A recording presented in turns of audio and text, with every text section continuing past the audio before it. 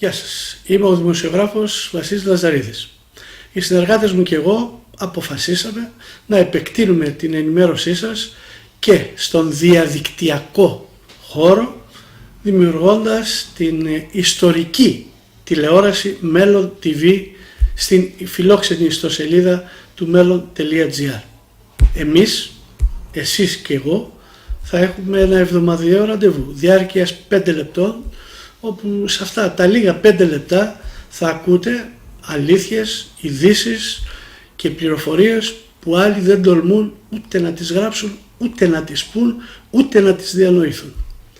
Αυτό λοιπόν το εβδομαδιάτικο ραντεβού μας θα είναι ένα ραντεβού ουσίας, ένα ραντεβού όρκου δημοσιογραφικής τιμής για την έγκαιρη και έγκυρη ενημέρωσή σας. Βέβαια, από το Μέλλον TV θα παρελάσουν, θα φιλοξενηθούν αν θέλετε και δήμαρχοι, υποψήφιοι δήμαρχοι, δημοτικοί σύμβουλοι, υποψήφιοι δημοτικοί σύμβουλοι, βουλευτές, υποψήφιοι βουλευτές, συνδικαλιστές, φορείς και απλοί δημότες που θα θέλουν να θέσουν το πρόβλημά τους και να ακουστεί και να εισακουστεί από την όποια δημοτική αρχή.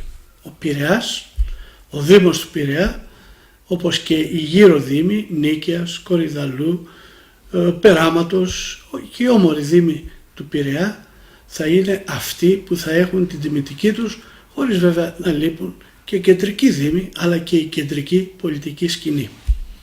Σας ευχαριστώ που με ακούσατε αυτή την πρώτη φορά, στην πρώτη επαφή μας, και πιστεύω ότι θα γίνετε οι εβδομαδιάτικοι συνομιλητές μου.